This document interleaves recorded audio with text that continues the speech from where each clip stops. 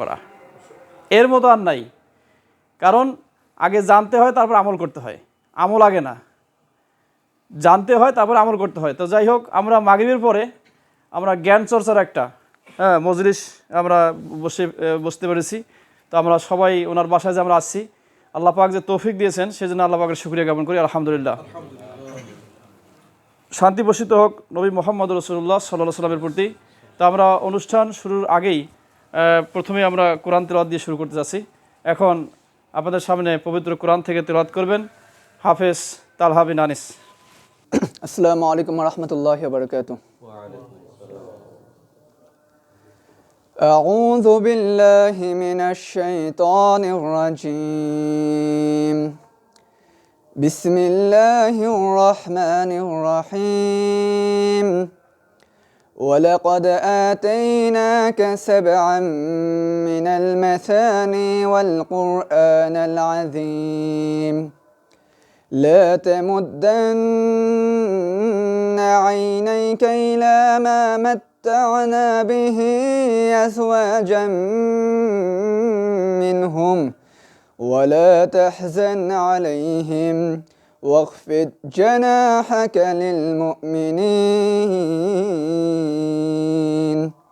وقل إني أنا النذير المبين كما أنزلنا على المقتسمين الذين جعلوا القرآن عضين فوربك لنسألنهم أجمعين عما كانوا يعملون فاصدع بما تؤمر وأعرض عن المشركين إنا كفيناك المستهزئين الذين يجعلون مع الله إلها آخر فسوف يعلمون ولقد نعلم أنك يضيق صدرك بما يقولون فسبح بحمد ربك وكن من الساجدين واعبد ربك حتى يأتيك اليقين السلام عليكم ورحمة الله। এখন আমরা আলোচনা শুনবো। তো আমরা আরও শুকরিয়া আদায় করি যে আজকে হঠাৎ করে এই প্রোগ্রামটা, আপনাদের সবাই আসলে ব্যস্ত, আজকে জুমার দিন, বিশেষ করে ঢাকা শহরে শুক্রবার শনিবার বন্ধের দিন সবাই ব্যস্ত থাকে। এই ব্যস্তর মাঝে যে আমরা এই অল্প সময় দিনের জন্য যে বের করতে পেরেছি, আল্লাহ পাক যেন আমাদের এই সময়টুকুকে কিয়ামতের ময়দানে নাজাতের ওসিলা হিসেবে কবুল করে নেন। আরও শুকরিয়া আদায় করছি যে যাকে আমরা দাওয়াত দিয়েও পাই না, এখন যদি আপনারা তাকে ওই আমাদের শায়েখ শরীফুল ইসলাম মাদানীকে দাওয়াত দিয়ে পাওয়া যায় না। আপনি 2-3 মাস আগে দাওয়াত দিতে হয় একটা খুতবা নিতে হলে তার কাছ থেকে। এখন আল্লাহ পাক আমাদেরকে মিলাই দিয়েছে, হঠাৎ করে উনি আসছিলেন। আমিও জানি না যে উনি আসবে, এমনি বলা হয়েছিল কালকে, তো মাগরিবের আগে উনি পৌঁছে গেছেন। তো যাই হোক, আমার বাসায় বসার কথা ছিল, পরে বাবু ভাই নেকি টাকরিকে নিয়ে নিল আর কি। যাই হোক আলহামদুলিল্লাহ। তো যাই হোক, ওনাকে পেয়েছি আমরা। তো আমরা আজকে আলোচনা শুনবো তার কাছ থেকে। বিভিন্ন তরিকা, বিভিন্নভাবে আমল চলছে। তো আমরা জানতে চাচ্ছি যে যেভাবে আমল করলে কোরআন এবং হাদিসের দৃষ্টিতে, কোনো ব্যক্তির কথায় নয় বা কোনো অন্য কোনো বইয়ের না, কোরআন এবং সহিহ হাদিসের আলোকে আমরা যেটা আমল করলে আমাদের নাজাতের ওসিলা হবে, যে আমলটা করলে আল্লাহ পাক কবুল করবেন, সেই আলোকে আমি আলোচনা করার জন্য শায়েখ শরীফুল ইসলাম মাদানীকে অনুরোধ করছি। এখন আপনাদের সামনে বক্তব্য পেশ করবেন শায়েখ শরীফুল ইসলাম মাদানী। আসসালামু আলাইকুম ওয়া বারাকাতুহু। ইন্নাল হামদালিল্লাহ নাহমাদুহু ওয়া নাস্তাঈনুহু ওয়া নাস্তাগফিরুহু ওয়া নাউযু বিল্লাহি মিন শুরুরি আনফুসিনা ওয়া মিন সাইয়্যাতি আ'মালিনা মান ইয়াহদিহিল্লাহু ফালা মুদিল্লা লাহু ওয়া মান ইউদ্লিল ফালা হাদিয়া লাহু ওয়া আশহাদু আল লা ইলাহা ইল্লাল্লাহু ওয়াহদাহু লা শারীকা লাহু ওয়া আশহাদু আন্না মুহাম্মাদান আবদুহু ওয়া রাসূলুহু আম্মা বা'দ। সমস্ত প্রশংসা সেই মহান রব্বুল আলমিনের জন্য, যার অশেষ মেহেরবানিতে আমরা মাগরিবের সালাতের পরেই আমাদের একদিনই ভাই, যদিও মুরব্বী মানুষ সবাই বাবু ভাই বলে ডাকছেন, তো আমাদের সেই বাবু ভাইয়ের বাসাতেই, জি, তার বাসাতে আমরা আজকে একত্রিত হতে পেরেছি একটা দিনই আলোচনা বৈঠকে। আল্লাহ তাআলা যে সেই তৌফিক দান করেছেন, সেজন্য আমরা সবাই বলি আলহামদুলিল্লাহ। তারপর পরে বর্ষিত হোক অসংখ্য দরুদ ও সালাম প্রিয় নবী বিশ্বনবী রাহমাতুল্লিল আলামিন মুহাম্মদ সাল্লাল্লাহু আলাইহি ওয়াসাল্লামের প্রতি।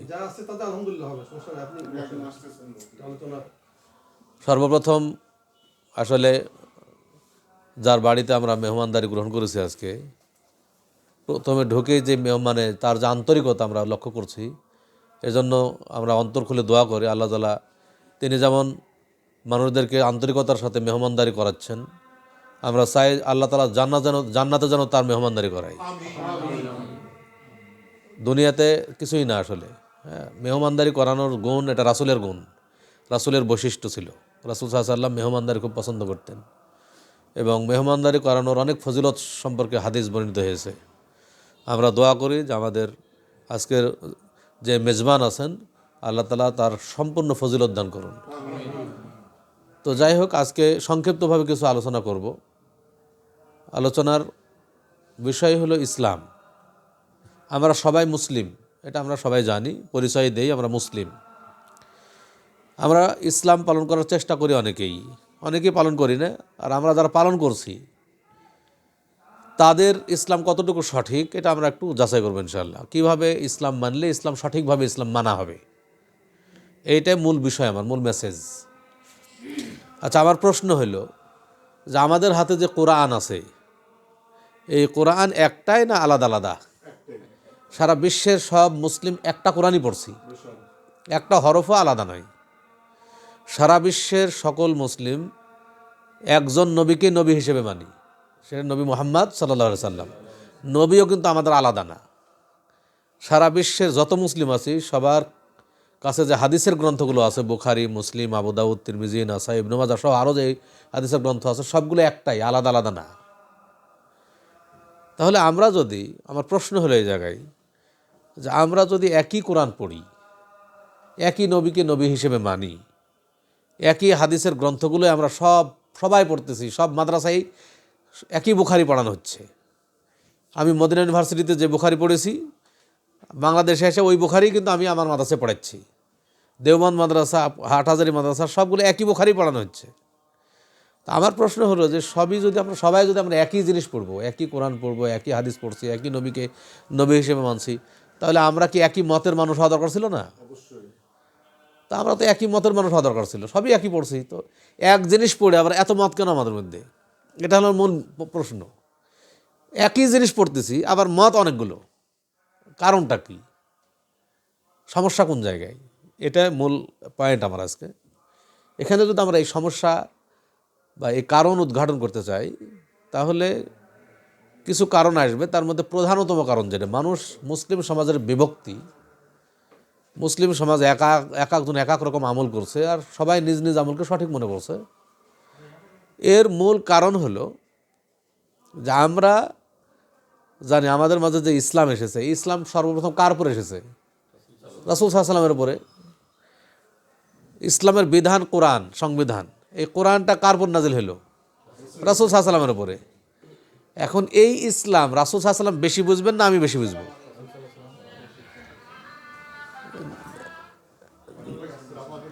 নিঃসন্দেহে ইসলাম আমার আপনার চাইতে রাসূল সাল্লাল্লাহু আলাইহি ওয়াসাল্লাম বেশি বুঝতেন। আল্লাহ তাআলা কোরআন নাজিল করলেন রাসূল সাল্লাল্লাহু আলাইহি ওয়াসাল্লামের উপরে। কোরআন নাজিল করে আল্লাহ তাআলা ঘোষণা দিলেন, ওয়া আনজালনা ইলাইকা যিকরা লিতুবাইয়িনা লিন-নাসি মা নুযিলা ইলাইহিম। আমি তোমার উপরে কোরআন নাজিল করলাম, সে কোরআনকে ব্যাখ্যা বিশ্লেষণ করে তুমি মানুষের মাঝে জানিয়ে দাও যে মানুষের উপরে কি কি বিধান নাজিল হয়েছে। তাহলে কোরআন আল্লাহ তাআলা নাজিল করলেন নবী মুহাম্মদ সাল্লাল্লাহু আলাইহি সাল্লামের উপরে, আর কোরআন ব্যাখ্যা করার দায়িত্ব দিলেন কাকে? নবী মুহাম্মদ সাল্লাল্লাহু আলাইহি সাল্লামকে। তাহলে আমরা যদি কোরআনকে সঠিকভাবে জানতে চাই, আমরা যদি কোরআনকে সঠিকভাবে বুঝতে চাই, ইসলামকে সঠিকভাবে জানতে চাই, ইসলামকে সঠিকভাবে মানতে চাই, তাহলে আমাদেরকে রাসূল সাল্লাল্লাহু আলাইহি ওয়াসাল্লাম যেভাবে কোরআন বুঝেছিলেন ওইভাবে আমাদেরকে বুঝতে হবে। রাসূল সাল্লাল্লাহু আলাইহি ওয়াসাল্লাম যেভাবে কোরআন মেনেছিলেন ওইভাবে আমাদেরকে মানতে হবে। তাহলে ইসলাম, সঠিক ইসলাম ওইটাই যেটা রাসূল সাল্লাল্লাহু আলাইহি ওয়াসাল্লাম রেখে গেছেন। রাসূলুল্লাহ সাল্লাল্লাহু আলাইহি ওয়াসাল্লাম যে ইসলাম যেভাবে বুঝেছেন আমাদেরকে ঠিক ওইভাবে বুঝতে হবে, ওইভাবে মানতে হবে, তাহলে আমাদের ইসলামের বুঝ সঠিক হবে। কিন্তু বর্তমান জামানায় সমস্যা হয়েছে কি, যে আমরা সেই রুলস মানি না। রাসূল সাল্লাল্লাহু আলাইহি ওয়াসাল্লাম যেভাবে বুঝেছেন ওই বুঝ বাদ দিয়ে নিজের মন মতো ইসলামকে বোঝার চেষ্টা করছি। সবাই এক একজন আলেম এক এক জায়গা থেকে মনে করছে যে আমি কি কম বুঝি নাকি। এবার হাদিসটা বাদ দিয়ে নিজে নিজে নতুন নতুন ব্যাখ্যা খাড়া করতেছে, কোরআনের ব্যাখ্যা। নিজে পথভ্রষ্ট হচ্ছে, মুসলিম সমাজে বিভক্তির সৃষ্টি হচ্ছে। যেমন উদাহরণস্বরূপ বলি, উদাহরণ দিলে বুঝবেন। আল্লাহ তাআলা কোরআন মাজিদে সূরা আহজাবের 40 নম্বর আয়াত আল্লাহ তাআলা নাজিল করলেন যে মা কানা মুহাম্মাদুন আবা আহাদিম মির রিজালিকুম, মুহাম্মদ সাল্লাল্লাহু আলাইহি ওয়াসাল্লাম তোমাদের মধ্যেকার কোনো পুরুষের পিতা নন, ওয়ালাকির রাসূল আল্লাহ, কিন্তু তিনি আল্লাহর রাসূল, ওয়া খাতামান নাবিয়্যিন, এবং তিনি শেষ নবী। আচ্ছা, এই আয়াতে আল্লাহ তাআলা নবী মুহাম্মদ সাল্লাল্লাহু আলাইহি ওয়াসাল্লামকে শেষ নবী বলে ঘোষণা দিলেন। আমাদের দেশের এক শ্রেণীর মানুষ আছে যারা নিজেদেরকে মুসলিম দাবি করে, যাদেরকে আমরা কাদিয়ানি হিসেবে জানি। কাদিয়ানির নাম শুনেছো তো? তাহলে কাদিয়ানির নাম আমরা সবাই শুনেছি। কাদিয়ানি মুসলিম, যারা নিজেদেরকে মুসলিম দাবি করে, আর আদৌ তারা মুসলিম নয়, কিন্তু তারা মুসলিম দাবি করে, কিন্তু তারা রাসূল সাল্লাল্লাহু আলাইহি ওয়াসাল্লামকে শেষ নবী বলে বিশ্বাস করে না। এখন আমি আপনি যদি তাদেরকে বলি যে তোমরা নিজেদেরকে মুসলিম দাবি করো, মুসলিম দাবি করতে গেলে তো কোরআন মানতে হবে, তো তুমি কোরআনই মানো না। আল্লাহ তাআলা সরাসরি ঘোষণা দিলেন ওয়া খাতামান নাবিয়্যিন, নবী মুহাম্মদ সাল্লাল্লাহু আলাইহি ওয়াসাল্লাম শেষ নবী, তোমরা এটাই মানো না, তোমরা আবার কেমন মুসলিম? এই প্রশ্ন যদি তাদেরকে করা হয় তো তারা জবাব দেয়, তারা বলে যে কে বলেছে আমরা কোরআন মানি না? আমরা তো কোরআন মানি। তো এই আয়াত আমরা মানি, কিন্তু আল্লাহ তাআলা তারা বলে যে আল্লাহ তাআলা এই আয়াতে আল্লাহ নবী মুহাম্মদ সাল্লাল্লাহু আলাইহি ওয়াসাল্লামকে শেষ নবী ঘোষণা দেননি। তো কি ঘোষণা দিয়েছেন? এবার নিজের মন গড়ে একটা ব্যাখ্যা খাড়া করে। ব্যাখ্যাটা কি? তারা বলে যে এখানে আল্লাহ বলছেন ওয়া খাতামান নাবিয়্যিন। এই যে খাতাম শব্দ দুইটা অর্থে ব্যবহার হয়, এক শেষ, দুই আংটি। দুইটা অর্থ দেয় খাতাম শব্দের অর্থ, শেষ এবং আংটি। ওরা বলে যে এখানে ওয়া খাতামান নাবিয়্যিন বলে নবী মুহাম্মদ সাল্লাল্লাহু আলাইহি ওয়াসাল্লামকে শেষ নবী ঘোষণা দেননি। তো কি দিয়েছেন? আল্লাহ তাআলা বলছেন ওয়া খাতামান নাবিয়্যিন মানে নবী মুহাম্মদ সাল্লাল্লাহু আলাইহি ওয়াসাল্লাম আংটি নবী, তিনি হাতে আংটি পরতেন। ব্যাখ্যা একটা দিয়েছে, একটা ব্যাখ্যা খাড়া করিল। আচ্ছা, এই আয়াতটা কার উপরে নাজিল হয়েছে? রাসূল সাল্লাল্লাহু আলাইহি ওয়াসাল্লামের উপরে। এখন এই আয়াতের সঠিক ব্যাখ্যা, খাতাম শব্দের অর্থ কি শেষ নাকি আংটি, এটা যদি জানতে চায় তাহলে রাসূলের ব্যাখ্যা দিতে হবে আগে, যে রাসূল সাল্লাল্লাহু আলাইহি ওয়াসাল্লাম নিজে কি ব্যাখ্যা করেছেন, তার সাহাবায়ে কেরাম কি ব্যাখ্যা করেছেন, তাদের ব্যাখ্যা যদি আমরা নেই তাহলে ব্যাখ্যা সঠিক হবে, আর নাহলে হবে না। রাসূল সাল্লাল্লাহু আলাইহি ওয়াসাল্লাম এই আয়াতের ব্যাখ্যায় বলছেন ইন্নাহু সায়াকুনু ফি উম্মতি সালাসুনা কাযযাবুন, অচিরে আমার উম্মতের মধ্যে 30 জন মিথ্যাবাদীর আবির্ভাব ঘটবে। কুল্লুহুম ইয়াজউমু আন্নাহু নবী, তারা সকলেই নিজেকে নবী দাবি করবে। আমার উম্মতের মধ্যে 30 জন মিথ্যাবাদী আসবে, তারা নিজেকে নবী দাবি করবে। ওয়া আনা খাতামুন নাবিয়্যিন, অথচ আমি হলাম শেষ নবী, লা নাবিয়্যা বাদি, আমার পরে আর কোনো নবী আসবে না। আচ্ছা, এখানেও দেখেন আল্লাহ তাআলা ওয়া খাতামান নাবিয়্যিন খাতাম শব্দের ব্যবহার করলেন, রাসূলের হাদিসে বলছে ওয়া আনা খাতামুন নাবিয়্যিন মানে খাতাম শব্দের ব্যবহার করলেন। এখন খাতাম শব্দের অর্থ কি শেষ নাকি আংটি? রাসূল সাল্লাল্লাহু আলাইহি ওয়াসাল্লাম তার শেষ বাক্য দিয়ে প্রমাণ দিলেন। শেষ বাক্য কি বললেন? লা নাবিয়্যা বাদি, আমার পরে আর কোনো নবী আসবে না। এই বাক্য দ্বারা প্রমাণ করে দিলেন রাসূল সাল্লাল্লাহু আলাইহি ওয়াসাল্লাম শেষ নবী, আংটি নবী না। কাদিয়ানীরা যদি এই আয়াতের ব্যাখ্যা রাসূলের ব্যাখ্যা নিত তাহলে তার পথভ্রষ্ট হতো না, মুসলিম সমাজে একটা নতুন পথভ্রষ্ট ফেরকার আবির্ভাব ঘটতো না। প্রত্যেকটা মতভেদের ক্ষেত্রেই, যত মতভেদ দেখবেন প্রতিটি মতভেদের ক্ষেত্রেই কিন্তু আমাদের এই ঘটনা যে আমরা রাসূলের ব্যাখ্যাটা নিচ্ছি না। রাসূলের বিশ্বাস কী ছিল? যেমন আকীদাগত বিভ্রান্তি আমাদের দেশে, আকীদাগত বিভ্রান্তি। এখন ধরেন আল্লাহ তাআলা যদি প্রশ্ন করে যে আল্লাহ তাআলা কোথায় আছেন, একটা প্রশ্ন, আমাদের দেশে সবচেয়ে আলোচিত প্রশ্ন, আইন আল্লাহ, আল্লাহ কোথায়? তা আমাদের দেশে দুইটা মত পাওয়া যাবে। সেটা হলো যে একদল বলবে যে আল্লাহ তাআলা সর্বত্রই বিরাজমান, আর আরেক দল উলামায়ে কেরাম বলবে যে না, আল্লাহ তাআলা আরশের উপরে। আচ্ছা, মতভেদ তো হইল। এখন আমাদের দেখতে হবে যে রাসূলের বিশ্বাসটা কী ছিল, কারণ কোরআন তো নাজিল হয়েছে রাসূলের উপরে। তো রাসূলের বিশ্বাস কী ছিল? রাসূলের বিশ্বাস ছিল কি? রাসূল সাল্লাল্লাহু আলাইহি ওয়াসাল্লাম বলছেন, ইরহামু মান ফিল আরদি ইয়ারহামুকুম মান ফিস সামা, জমিনে যারা আছে তাদের প্রতি তোমরা রহম করো, তাহলে আসমানে যিনি আছেন তিনি তোমাদের উপর রহম করবেন। তাহলে আল্লাহ রাসূলের বিশ্বাসটা কি থাকলো? তাহলে আল্লাহ তাআলা উপরে। রাসূল সাল্লাল্লাহু আলাইহি ওয়াসাল্লাম একজন দাসীকে মুমিনা ঘোষণা দিয়েছিলেন দুইটা প্রশ্নের ভিত্তিতে। এক নম্বর প্রশ্ন করলেন দাসীকে যে আইন আল্লাহ, বলো তো আল্লাহ কোথায়? তো বলছে আল্লাহ ফিস সামা, আল্লাহ তাআলা আসমানে। দুই নম্বর প্রশ্ন করলেন মান আনা, বলো আমি কে? তো দাসী বলল যে আনতা রাসূলুল্লাহ, আপনি হচ্ছেন আল্লাহর রাসূল। রাসূল সাল্লাল্লাহু আলাইহি ওয়াসাল্লাম বলেন ফাহিয়া মুমিনা, এই দাসী মুমিনা, একে আজাদ করে দাও। তো দুইটা প্রশ্নের ভিত্তিতে কিন্তু তাকে মুমিনা ঘোষণা দেওয়া হলো। প্রথম প্রশ্নই হলো আইন আল্লাহ, আল্লাহ কোথায়? বিষয়টা কিন্তু সহজ নয়।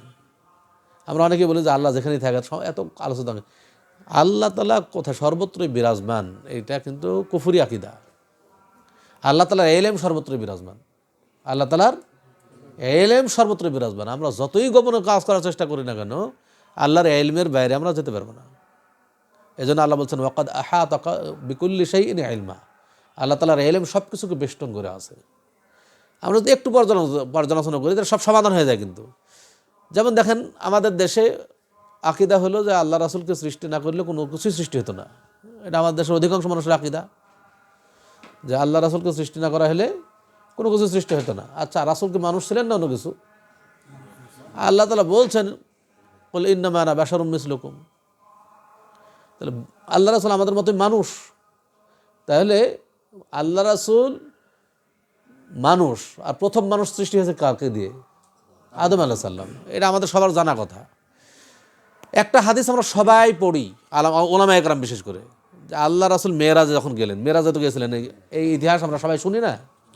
রাসূল যখন মেরাজে গেলেন যখন, তখন তিনি প্রথম আসমানে গেলেন, দ্বিতীয় আসমানে গেলেন, তৃতীয় আসমানে গেলেন, চতুর্থ আসমানে গেলেন, পঞ্চম আসমানে গেলেন, ষষ্ঠ আসমানে গেলেন, সপ্তম আসমানে গেলেন, তারপর সিদরাতুল মুনতাহা পৌঁছলেন, তারপর আল্লাহর সাথে কথোপকথন হলো।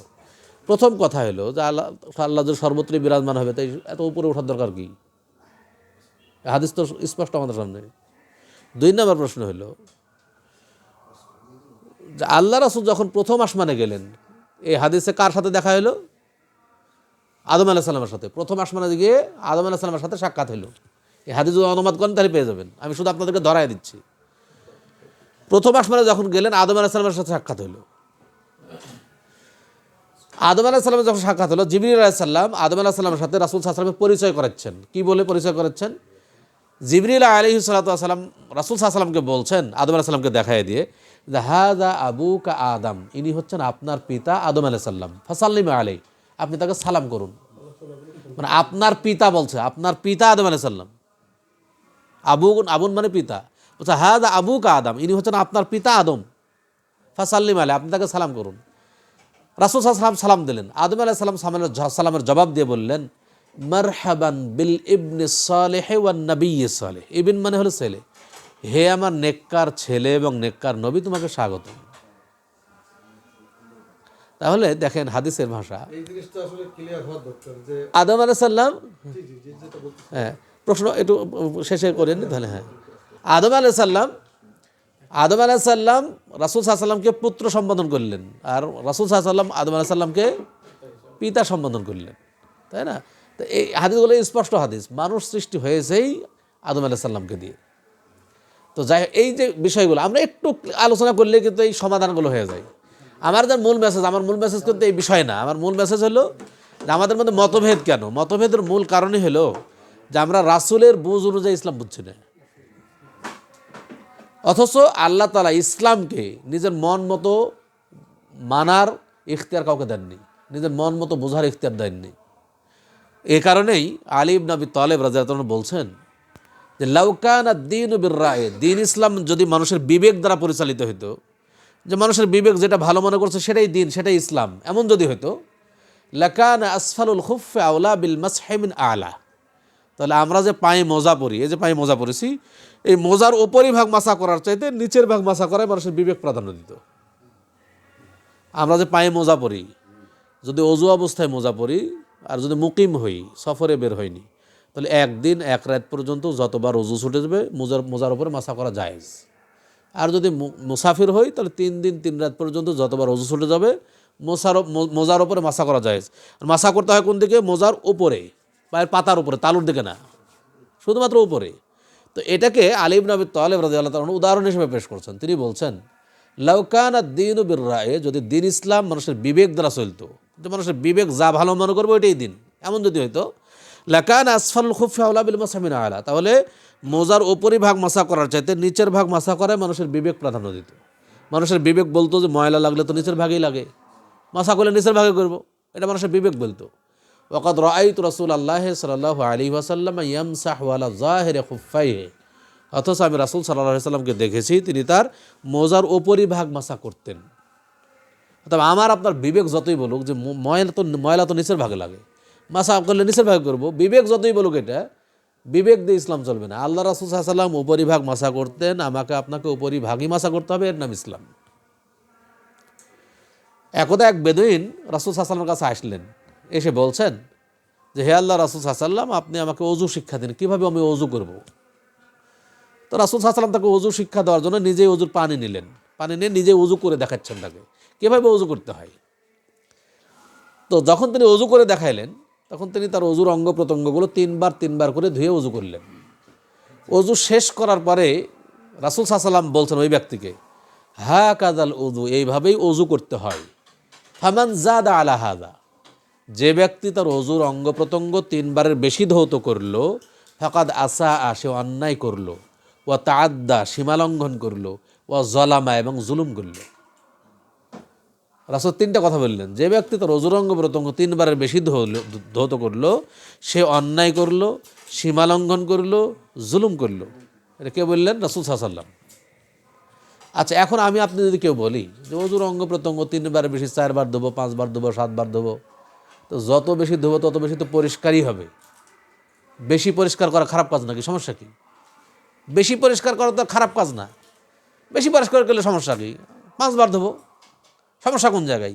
এই কথা বলে যদি বেশি পরিষ্কার করা শুরু করি তাহলে কি ইসলাম চলবে? চলবে না। কাজটা তো খারাপ না করলে সমস্যা কি? এর নাম ইসলাম না। ইসলাম হলো ওইটাই যেটা রাসূলুল্লাহ সাল্লাল্লাহু আলাইহি ওয়াসাল্লাম নিজে করেছেন, করতে বলেছেন, সমর্থন করেছেন। আমরা যদি সেটা করি সেটাই হলো ইসলাম। এজন্য বলি ইসলাম নিজের মন মতো মানা যাবে না। ভালো কাজের দোহাই দিয়ে এমন কিছু করা যাবে না যেটা ইসলাম স্বীকৃত নয়। ইসলাম স্বীকৃত না এমন কিছু করা যাবে না। ইসলাম এর বিধান কোরআন এবং সহিহ হাদিস দ্বারা নির্ধারিত, কোরআন এবং সহিহ হাদিস দ্বারা নির্ধারিত, এর বাইরে করা যাবে না। যখনই কোনো কাজ করবেন যার দলিল পাবেন না, যতই আপনার কাছে ভালো মনে হোক না কেন, এটা করা যাবে না। অনেক আবার বলে কি যে ভাই আপনি যেটা বলছেন তা আপনি নিষেধের একটা দলিল দেন, তো নিষেধের একটা দলিল দেন। যেমন আমরা বলি যে মিলাদ করা যাবে না, মিলাদ বিদআত, এটা আমরা বলি। যখন আমরা কথা বলতে চাই তখন কিন্তু চট করে কেউ বলে যে মিলাদ করা যাবে না, ধরেন নিষেধের একটা দলিল দেন, এটা অনেকেই বলে। আচ্ছা, প্রথমত বলবো বিদআত ওইটাই যেটার আদেশও নাই নিষেধও নাই। নিষেধ থাকলে হারাম হয়ে যাবে, নিষেধ যদি থাকে তাহলে ওটা হারাম। যার আদেশও নাই নিষেধও নাই, যার কোনো অস্তিত্বই নাই, রাসূলের জামানায় কোনো কিছু ছিল না, নতুনভাবে চালু হলো, মানুষ নেকি পাওয়ার উদ্দেশ্যে করছে, এটাই বিদআত। হ্যাঁ, বিদআত হলো এটা। একটা কায়দা মনে রাখা দরকার আমাদের। এই কায়দা কিন্তু সবার, প্রত্যেকটা মাযহাবে এই কায়দা মানে মৌলিকভাবে এই কায়দার বিপরীত না কেউ, কিন্তু মানতে গিয়ে হয়তো বা মানে না, কিন্তু কায়দা ঠিক আছে সবার কাছে। একটা কায়দা মনে রাখলে আমাদের মধ্যে এই প্রশ্নটা জাগবে না। কায়দাটা কি? যে ইবাদতের আসল হলো নিষিদ্ধ আর মুআমালাতের আসল হলো বৈধ। ইবাদত আর মুআমালাত দুই জিনিস। ইবাদত মানে যেটা আল্লাহর সাথে সম্পর্কিত, সালাত, সিয়াম, হজ, যাকাত, এগুলো সব ইবাদত। আর মুআমালাত হলো মানুষের সাথে সম্পর্কিত বিষয়। যেমন এই যে খানা পিনা আমরা খাবো না, এগুলো হলো মুআমালাত। খানা পিনা মুআমালাত, বিবাহ শাদী মুআমালাত, এগুলো সব মুআমালাত। তো বলা হচ্ছে ইবাদতের আসল হলো নিষিদ্ধ আর মুআমালাতের আসল হলো বৈধ।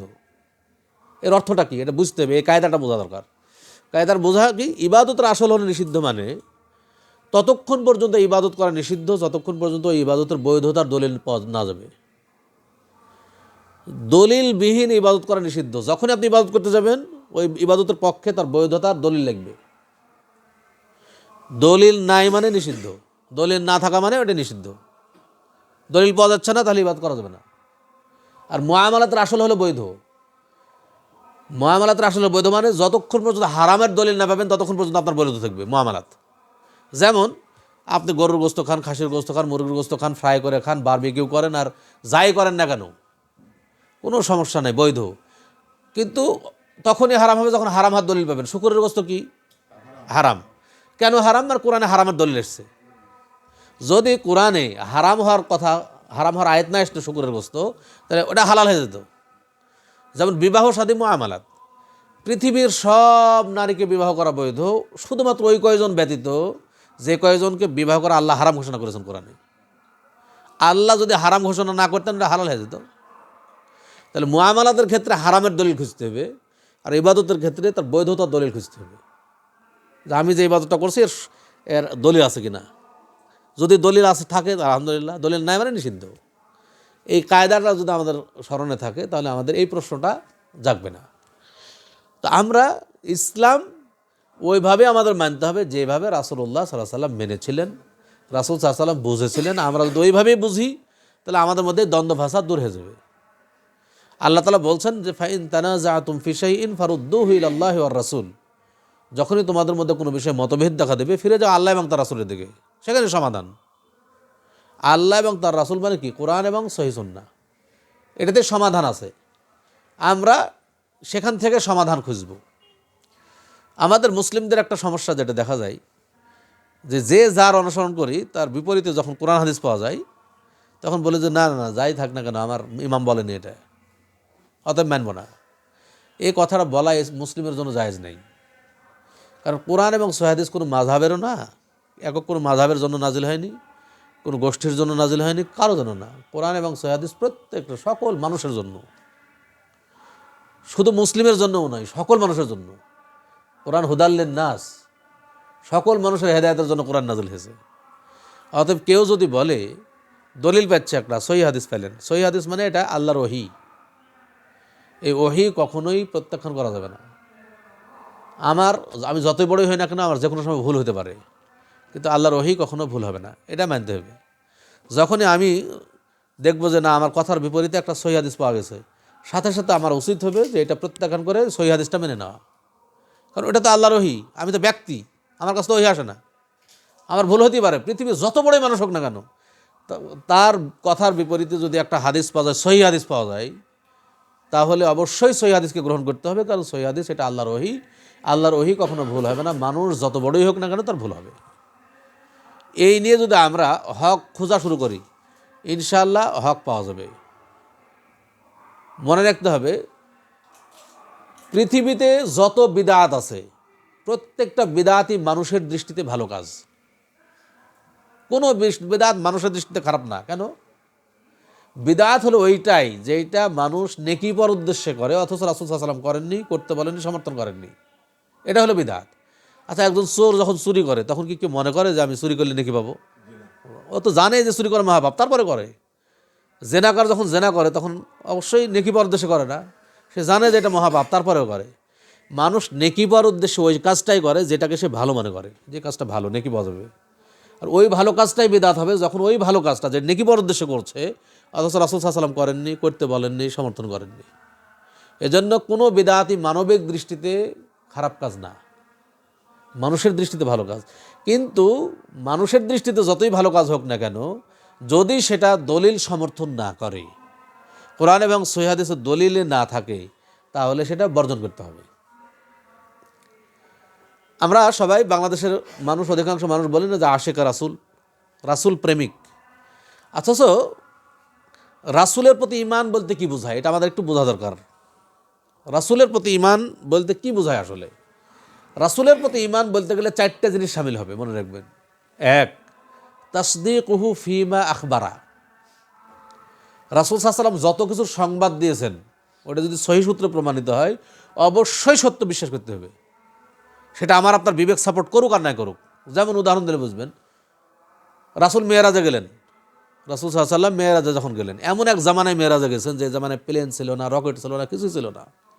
ওই জামানায় রাসূল সাল্লাল্লাহু আলাইহি ওয়াসাল্লাম যখন এসে বললেন যে আমি আল্লাহর কাছে গেছিলাম, প্রথমে 50 ওয়াক্ত সালাত ফরজ হয়েছিল, তারপর কমতে কমতে এভাবে 5 ওয়াক্ত আছে, যে ব্যক্তি 5 ওয়াক্ত সালাত আদায় করবে দৈনিক, সে 50 ওয়াক্ত সালাতের সমান নেকি পাবে। এই খবর যখন দিলেন, ওই জামানার দিকে লক্ষ্য করেন, ওই জামানায় এই কথাটা মেনে নেওয়া কিন্তু অত সহজ ব্যাপার ছিল না। যে মানে প্লেন নাই, রকেট নাই, কিচ্ছু নাই, এমন এক জামানায় রাসূল বলছে যে আমি আল্লাহর কাছে গেছিলাম। কিন্তু যারা ইমানদার তারা কিন্তু সামান্যতম সন্দেহ পোষণ করেননি। কেন? রাসূল বলেছে, রাসূল বলেছে মানে অবশ্যই সত্য, আমার বিবেক সাপোর্ট করুক আর নাই করুক। এটা হলো রাসূলের প্রতি ঈমান। 2, তাআতুহু ফীমা আমারা, রাসূল সাল্লাল্লাহু আলাইহি ওয়াসাল্লাম যত কিছু আদেশ করেছেন মেনে নিতে হবে। 3, ওয়াজতিনাবু মা নাহা আনহু ওয়া জাজারা, রাসূল সাল্লাল্লাহু আলাইহি ওয়াসাল্লাম যত কিছু নিষেধ করেছেন বর্জন করতে হবে। 4, ওয়া আন লা ইয়াবুদাল্লাহা ইল্লা বিমা শারাআ, রাসূল সাল্লাল্লাহু আলাইহি ওয়াসাল্লামের পক্ষ থেকে, রাসূল সাল্লাল্লাহু আলাইহি ওয়াসাল্লামের পক্ষ থেকে তার বৈধতার স্বীকৃতি ব্যতীত কোনো ইবাদত না করা, এটা রাসূলের প্রতি ঈমান। রাসূল, আমি যে কোনো ইবাদত করতে গেলে দেখবো রাসূলের পক্ষ থেকে স্বীকৃতি আছে কিনা, রাসূল করেছেন কিনা, করলে কিভাবে করেছেন, রাসূল সাল্লাল্লাহু আলাইহি ওয়াসাল্লাম করতে বলেছেন কিনা, সমর্থন দিয়েছেন কিনা, দেন নাই মানে এটা বর্জন করতে হবে। এটা রাসূলের প্রতি ঈমান। এজন্য ওয়া আন লা ইয়াবুদাল্লাহা ইল্লা বিমা শারাআ, রাসূলের পক্ষ থেকে বৈধতার স্বীকৃতি ব্যতীত ইবাদত না করা। যেখানে স্বীকৃতি নাই বর্জন করতে হবে, যতই ভালো মানে হোক না কেন আমার আপনার কাছে। ধরেন একটা 500-1000 টাকার নোট আপনার কাছে আছে, অনেক পুরাতন নোট, যতই পুরাতন হোক না কেন, যদি আপনি ওই টাকাটি দোকানদারকে দেন, দিয়ে বলেন যে আমাকে এই 1000 টাকার জিনিস দেন, দিবে আপনাকে। কেন দিবে? কারণ এটা পুরাতন হইলেও এটা বাংলাদেশ ব্যাংক কর্তৃক স্বীকৃত 1000 টাকার নোট। কিন্তু আপনি নিজে যদি 1000 টাকার একটা নোট তৈরি করেন, খুব সুন্দর কাগজ দিয়ে চকচকে করে খুব সুন্দর দেখতে একটা তৈরি করলেন, এবার যদি দেওয়া হয় দোকানদারকে, সে কি 1000 টাকার জিনিস দেবে? দিবে না। কেন দেবে না? কারণ নকল টাকা, স্বীকৃত নাই। বরং দোকানদার যদি একটু অন্যরকম হয়, তাহলে পুলিশকে কল দিয়ে বলবে যে টাকা জালকারি ধরা পড়েছে, নিয়ে যান। পুলিশ এসে হ্যান্ডকাপ লাগিয়ে আপনাকে নিয়ে জেলখানায় ভরবে। কেন? যে আপনি হলেন টাকা জালকারি। অনুরূপভাবে কোরআন এবং সহিহ হাদিস স্বীকৃত আমল, এর মাধ্যমে আল্লাহ তাআলা জান্নাত দান করবেন। কিন্তু সেটা বাদ দিয়ে যদি আমি সুন্দর সুন্দর আমল তৈরি করলাম, যা কোরআনেও নাই, হাদিসেও নাই, কোনো জায়গায় নাই, কিন্তু দেখতে সুন্দর লাগছে, করছে মানুষ, বহু মানুষ আমল করছে, এই আমলের মাধ্যমে আল্লাহ তাআলা তো জান্নাত দেবেনই না, বরং আল্লাহ তাআলা জাহান্নামে দিবেন। কেন? আমি আপনি তখন হব আল্লাহর কাছে ইবাদত জালকারী, কারণ স্বীকৃত না। এটা দেখতে ভালো লাগতেছে, করতে ভালো লাগতেছে, মানুষ করতেছে।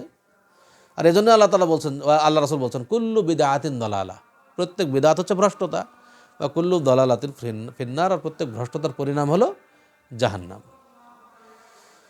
তাহলে আমরা ইসলাম মুসলিমদের মধ্যে মতভেদ কিন্তু মূল কারণে এটাই, যে আমরা যে যার মতো মনে করছি এটাই ভালো মনে হয়, এটা ভালো মনে হয়। আমাদেরকে প্রত্যেকটা মিলাই দেখতে হবে যে আসলে আমার এই ভালো যেটা মনে করতেছি, কোরআন হাদিস সেটা স্বীকৃতি দিচ্ছে কিনা। দিলে ভালো, ঠিক আছে, না দিলে যতই ভালো লাগুক না কেন এটা বর্জন করতে হবে, না হলে হবে না। আমরা কিন্তু ওই হাদিসটা জানি যে এক ব্যক্তি একদা 3 জন ব্যক্তি রাসূলের স্ত্রীর কাছে গেলেন, গিয়ে বলছেন যে রাসূল সাল্লাল্লাহু আলাইহি ওয়াসাল্লাম কি ইবাদত করেন, জিজ্ঞেস করলেন।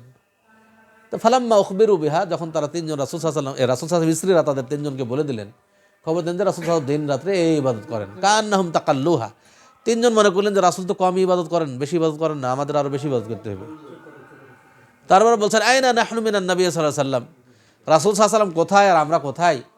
ওয়াকাদ গাফারাল্লাহু লাহু মা তাকাদ্দামা মিন যামবিহি ওয়া মা তাআখারা, রাসূলের পূর্বের গুনাহ পরের গুনাহ সব ক্ষমা করে দেওয়া হয়েছে।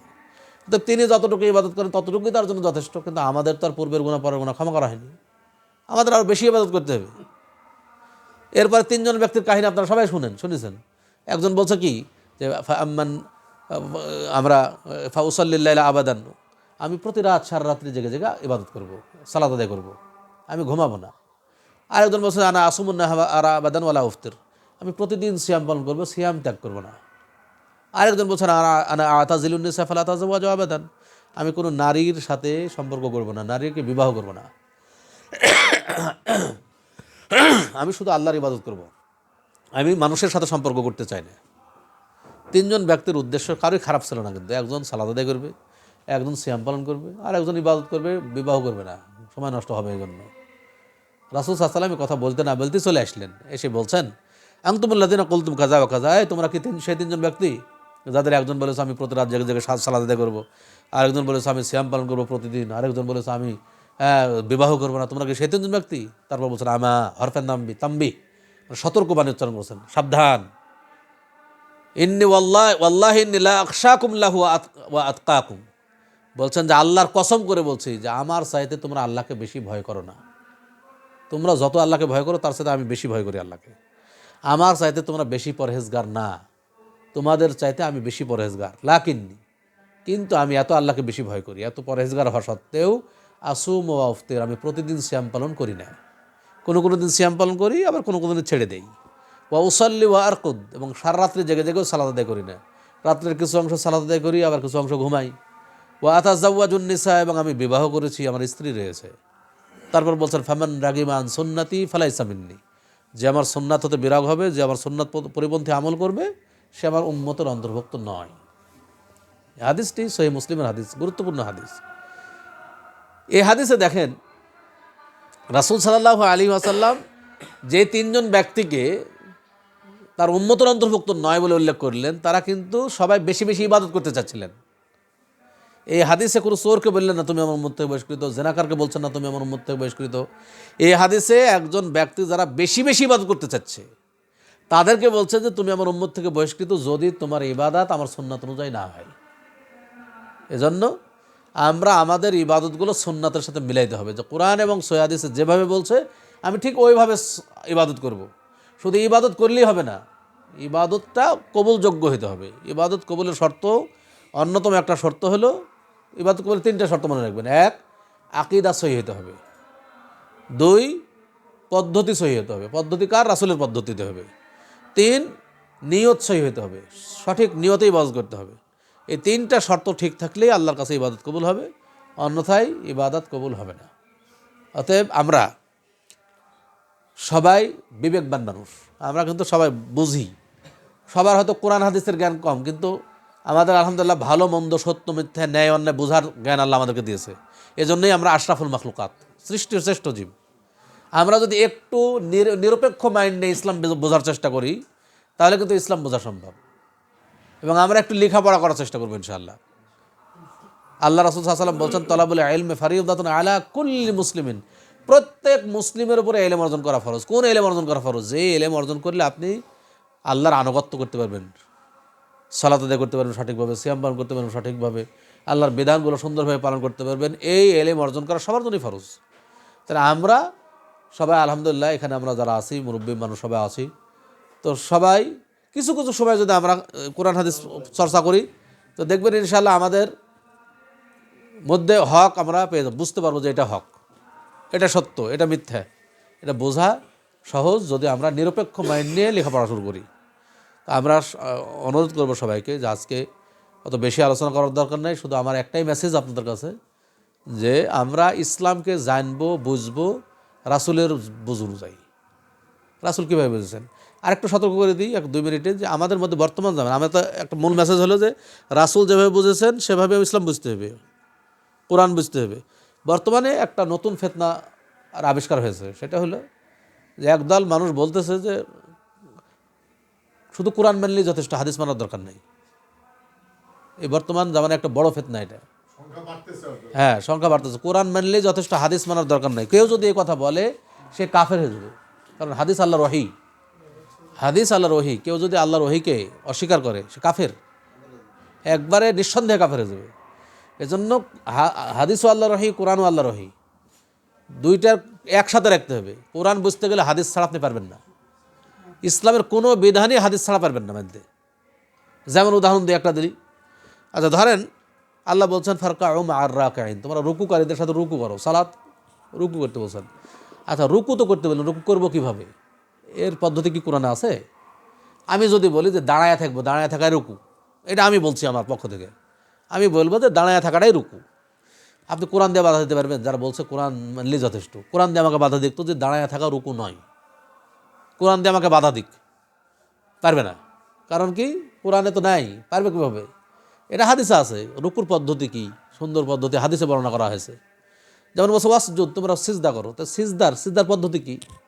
আমি বলবো, আমি যদি বলি যে না সিজদা মানে শুয়ে যাওয়া, এটা যদি আমি বলি, আমি যদি বলি কোরআন দিয়ে আমাকে বাধা দাও যে সিজদা দেওয়াটা, শুয়ে যাওয়াটা সিজদা নয়, এটা কোরআন দিয়ে আমাকে বাধা দাও, পারবে না, কখনোই পারবে না, সম্ভবই না। কারণ সিজদা তো পদ্ধতি নাই, কিন্তু হাদিস আছে।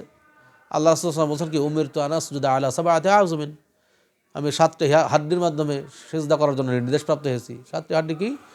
যেমন নাক কপাল মিলে একটা, 2 হাত, 2 হাঁটু, 2 পায়ের শেষ অংশ, এটা ঠেকে থাকবে। আবার আরেক হাদিসে রাসূল বলছেন, তোমরা কুকুর যেভাবে ডানা বিছায় দেয় সেভাবে তোমরা সিজদা অবস্থায় ডানা বিছায় দিও না, মানে কোনোই উপরে থাকবে। তোমার এমনভাবে সিজদা দাও যে পেটের নিচ দিয়ে ছাগলের বাচ্চা অনায়াসে যাতায়াত করতে পারে। এই যে সিজদার সুন্দর পদ্ধতি, এগুলো কোরআনে পাবেন না, পাবেন কোথায়? হাদিসে। জাকাত আদায় করবেন, জাকাতের কথা আছে কোরআনে, বহুবার এসেছে। কিন্তু কতটুকু স্বর্ণ থাকলে জাকাত ফরজ, কতটুকু দিবেন? কতটুকু রৌপ্য থাকলে জাকাত ফরজ, কতটুকু দিবেন? কতটুকু শস্য হলে জাকাত ফরজ, কতটুকু দিবেন? কয়টা গরু হলে জাকাত ফরজ, কয়টা ছাগল হলে জাকাত ফরজ, এর কোথায় পাবেন? কোরআনে সব হাদিস আছে। তা হাদিস ছাড়া আপনি কোনো কিছুই মানতে পারবেন না। আল্লাহ বলছেন হরিমাত আলাইকুমুল মাইতা, তোমাদের উপর মৃত প্রাণী হারাম করা হয়েছে। তো মাছ মারা গেলে খাওয়া যায় না? যায় না? মাছ মারা গেলে খাওয়া যায়, কোরআনে কোথাও পাবেন না মাছ মারা গেলে খাওয়া যায়, কোরআনে কোথাও নেই, পাবেন কোথায়? হাদিসে।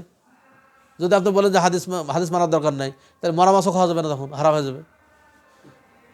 তাহলে ইসলামের কোনো বিধানই, একটা বহু উদাহরণ, হাজার হাজার উদাহরণ, ইসলামের কোনো বিধান আপনি হাদিস ছাড়া মানতে পারবেন না। অতএব এই ফিতনা আমাদের মাঝে ঢুকেছে, এই ফিতনার কবলে যেন আমরা কেউ না পড়ি, সতর্ক থাকতে হবে।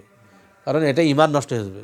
কেউ যদি বলে যে আমি হাদিস মানি না, হাদিস মানার দরকার নাই, কোরআন মা যথেষ্ট, সে কাফের হয়ে যাবে। রাসূল শেষ জামানায় এই দলের আবির্ভাব ঘটবে, এটা রাসূল বলে গেছেন, এটা আজকের কথা না, কিন্তু রাসূল বলেছেন তার জীবদ্দশাতেই যে কে শেষ জামানায় এই একটা দল আসবে যারা বলবে যে হাদিস মানার দরকার নেই, কোরআন মানা যথেষ্ট, এবং সতর্ক করে গেছেন। হাদিসটা শুনে নেন, রাসূল সাল্লাল্লাহু আলাইহি ওয়াসাল্লাম বলছেন, লা উলফিয়ান্না আহাদাকুম মুত্তাকিআন আলা আরিকাতিহি, বলছেন আমি তোমাদের মধ্যে যেন এমন কাউকে না দেখি যে তার সোফায় ঠেস দিয়ে বসে থাকবে, গদিতে ঠেস দিয়ে বসে থাকবে।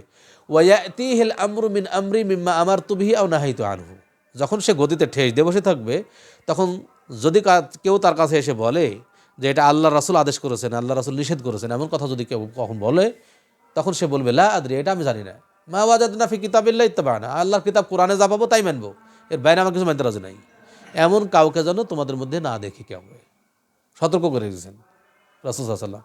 তাহলে এই এক দল পথভ্রষ্ট ফেরকা যারা আসবে কিয়ামতের আগে, এই দলের ঘোষণা রাসূল দিয়ে গেছেন, সেটার বর্তমান প্রকাশ ঘটেছে আর কি। তা আমরা সবাই সতর্ক থাকবো ইনশাআল্লাহ। আমরা সবাই একটু জেনে বুঝে ইসলাম মানার চেষ্টা করবো ইনশাআল্লাহ। সবাই আমরা বিবেকবান মানুষ, আমরা বুদ্ধি আছে, আমরা এলেম অর্জন করবো, কিছু কিতাবপত্র পড়বো, দেখবেন হক পেয়ে যাবেন ইনশাআল্লাহ। সবাই একটু নিরপেক্ষ মাইন্ড নিয়ে আমরা পড়া শুরু করবো, ইনশাআল্লাহ হক পেয়ে যাবো। আল্লাহ তাআলা আমাদের সকলকে তৌফিক দান করুন, আমাদের সঠিকভাবে ইসলামকে জানার এবং মানার তৌফিক দান করুন। হ্যাঁ, আমরা যেন আমাদের ইবাদতগুলো আল্লাহর নিকটে কবুল হয়, কবুলযোগ্য আমল করার তৌফিক দান করুন। আমরা যেন প্রকৃত মুসলিম হিসেবে দুনিয়াতে বেঁচে থাকতে পারি, এই তৌফিক আল্লাহ তাআলা আমাদেরকে দান করুন। প্রকৃত ঈমানের সাথে যেন আমরা মৃত্যুবরণ করতে পারি, এই তৌফিক আল্লাহ তাআলা আমাদেরকে দান করুন, আমিন। এবং পরিশেষে আবারও আমাদের আজকের যার মুজিবুর রহমান ভাই, যার বাসাতে আমরা মেহমানদের গ্রহণ করেছেন, যিনি অত্যন্ত আন্তরিকতার সাথে মেহমানদের করছেন, আমরা তার জন্য খাস অন্তরে দোয়া করবো যে আল্লাহ তাআলা তার আহাল পরিবার, অর্থ সম্পদ সব কিছুতে বারাকা দান করুন, এবং তার দুনিয়া এবং আখিরাতে আল্লাহ তাআলা কল্যাণ দান করুন। আল্লাহ তাআলা যেন তাকে জান্নাতে এই ধরনের সুন্দর মেহমানদারি করান, এই কামনা আল্লাহর কাছে আমরা রাখছি। আল্লাহ তাআলা তুমি কবুল করো, আমিন। আকুলু কওলি হাযা ওয়া আস্তাগফিরুল্লাহ লি ওয়া লাকুম ওয়া লিসাইরিল মুসলিমিন ফাস্তাগফিরু ইন্নাহু হুয়াল গাফুরুর রহিম। জি বলেন। যে আমাদের দেশে সবচেয়ে বেশি প্রকট যেটা, সেটা হলো যে নবী করিম সাল্লাল্লাহু আলাইহি ওয়াসাল্লাম নূরের তৈরি, আর আল্লাহ সর্বত্র বিরাজমান। এখন আপনি তো মদিনা বিশ্ববিদ্যালয়ে এত বছর ধরে কাটায় আসলেন, ওইখানের তাদের আকীদা বা মানহাজটা কি, এই সম্পর্কে জাযাকুমুল্লাহ খাইরান, জাযাকুমুল্লাহ খাইরান। দেখুন, রাসূল সাল্লাল্লাহু আলাইহি ওয়াসাল্লাম একটা কথা বলে গেছেন, একটা জিনিস মনে রাখবেন। রাসূলের একটা হাদিস আপনারা সবাই জানবেন। রাসূল সাল্লাল্লাহু আলাইহি ওয়াসাল্লাম বলেছেন, লা তুতরুনি, তোমরা আমাকে নিয়ে অতিরঞ্জন বাড়াবাড়ি করো না। কামা আতরাতিন নাসারা ইবনে মারিয়াম, যেমনভাবে খ্রিস্টানরা ঈসা ইবনে মারিয়ামকে নিয়ে বাড়াবাড়ি করেছে, তারা বাড়াইতে বাড়াইতে আল্লাহর পুত্র বানিয়ে দিয়েছে। বলছে ফাকুলু আব্দুল্লাহ ওয়া রাসূলুহু, অতএব তোমরা আমাকে আল্লাহর বান্দা এবং তার রাসূল হিসেবে আখ্যায়িত করো, বাড়াবাড়ি করো না। রাসূলকে নূরের তৈরি বলা এটা একটা বাড়াবাড়ি, অতিরঞ্জন। রাসূল সাল্লাল্লাহু আলাইহি ওয়াসাল্লাম মাটির মানুষ, মানুষের যত বৈশিষ্ট্য ছিল আছে রাসূলের মধ্যে একই বৈশিষ্ট্য ছিল, সব কিছুর বৈশিষ্ট্য। রাসূল নূরের তৈরি হবে কেন? রাসূলকে আল্লাহ তাআলা যখনই কেউ নূরের তৈরি বলবে তখন তার মান নষ্ট করে দিল। ধরেন একজন মানুষ হিসেবে আল্লাহ তাআলা তার মর্যাদা দিয়েছেন, তার কাছে ওহী আসতো, আমাদের কাছে ওহী আসে না। মানুষ হিসেবে যখন এত মর্যাদার অধিকারী দেওয়া হবে তখনই তার মর্যাদা বাড়লো। আপনি আগেই নূরের তৈরি বানিয়ে দিলেন, তাহলে তো মানুষ মনে করবে যে নূরের তৈরি, তাহলে তো ঠিক আছে মানুষ না, তাহলে তো মর্যাদা হইতেই পারে। আপনি তো রাসূল, একজন মাটির তৈরি মানুষের যখন আল্লাহ মর্যাদা দিলেন, ওই মর্যাদা যখন আপনি থাকবেন তখনই তার আসল সম্মান দেওয়া হলো।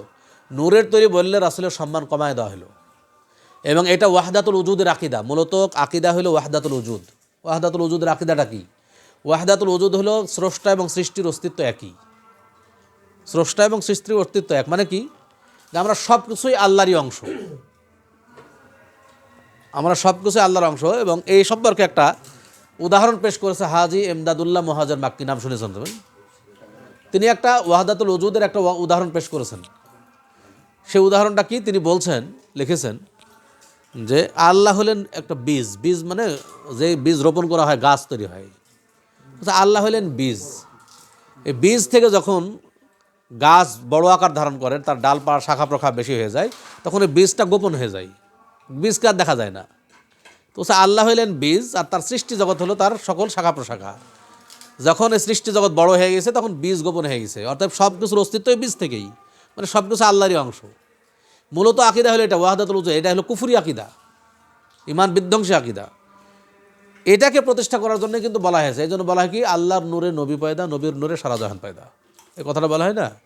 এটা মূলত কিন্তু এই ওয়াহদাতুল উজুদের আকিদা, মানে সব কিছুই যে অস্তিত্ব এক জায়গায় নিয়ে চলেছে। আল্লাহর নূরে নবী পয়দা, নবীর নূরে সারা জাহান পয়দা, মানে কি অস্তিত্ব কি ওই নূর, আল্লাহর নূর একই জায়গায়, বোঝা গেছে? তাহলে এটা হলো ওয়াহদাতুল উজুদের আকিদা, যেটা কুফরি আকিদা। আর এই আকিদা প্রতিষ্ঠা করার জন্যই কিন্তু রাসূলকে নূরের তৈরি বানানো হয়েছে। অতএব এটা ঠিক নয়। রাসূল সাল্লাল্লাহু আলাইহি ওয়াসাল্লাম মাটির তৈরি। কোরআনে যেটা বলা হয়েছে ক্বাদ জাআকুম মিনাল্লাহি নূরুন ওয়া কিতাবুম মুবিন, এই নূর বলতে হলো হেদায়েতের আলো, হেদায়েত। এই নূর মানে রাসূল নূরের তৈরি না, তিনি হেদায়েতের আলো নিয়ে এসেছেন। মানুষ অন্ধকার যুগে ছিল, রাসূল এসে হেদায়েতের এমন হেদায়েতের আলো জ্বালাইলেন যে মানুষ হেদায়েত পেয়ে গেল। এটা রাসূল নূরের তৈরি, এটা বলা হয়নি, এটা একটা ভুল ব্যাখ্যা। মানে একটা কিছু পাইলেই আমরা নিজের মন, ওই যে বলছে মন গড়া ব্যাখ্যা শুরু করে দেয়, নিজের মন গড়া ব্যাখ্যা। রাসূল সৃষ্টি না হলে দুনিয়া সৃষ্টি হতো না, মানে এই যে আচ্ছা, রাসূল সৃষ্টি না হলে দুনিয়া সৃষ্টি হতে বললাম, যেটা হাদিসে বললামই, আদম আলাইহিস সালাম বলছেন যে হে আমার ছেলে। তাহলে কেউ যদি বলে যে আমি আমার বাবার আগে জন্মগ্রহণ করেছি, তাহলে কী হবে? মাথায় নষ্ট তার। হ্যাঁ, তাহলে এটা তো না। এবং যে হাদিসটা বলা হয় যে আদম আলাইহিস সালাম যখন সৃষ্টি করা হলো, রোজ যখন তার মধ্যে দেওয়া হলো, চোখ খুলে দেখলেন যে আরশের গায়ে আছে লা ইলাহা ইল্লাল্লাহ মুহাম্মাদুর রাসূলুল্লাহ। এগুলো সব মিথ্যা কাহিনী, এগুলো কোনো হাদিস না। এগুলো সব মানুষের মধ্যে মিথ্যা কিচ্ছা রটনা করা হয়, এগুলো কোনো হাদিসের গ্রন্থে নাই। অতএব মিথ্যা কাহিনী দিয়ে কখনো কোনো কিছু সাব্যস্ত হবে না। তো যাই হোক, আপনারা সবাই বিবেক দিয়ে এগুলো ভাববেন ইনশাআল্লাহ। আল্লাহ তাআলা আমাদের সকলকে কবুল করুন। অত্যন্ত জাযাকুল্লাহ খাইরান। অর্থবহ আলোচনা।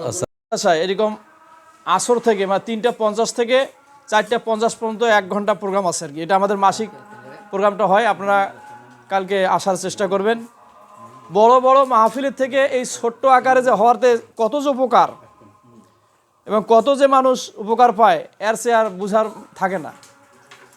আজকের আলোচনা থেকে আমরা এটাই বুঝতে পারলাম, যে কোনো আমল করব কোরআন এবং হাদিস মোতাবেক, আর কোরআন এবং সহিহ হাদিসের আলোকে আমল করলে সবারই এক হবে। এক হওয়া এতই সম্ভব কোরআন এবং সহিহ হাদিসের আলোকে।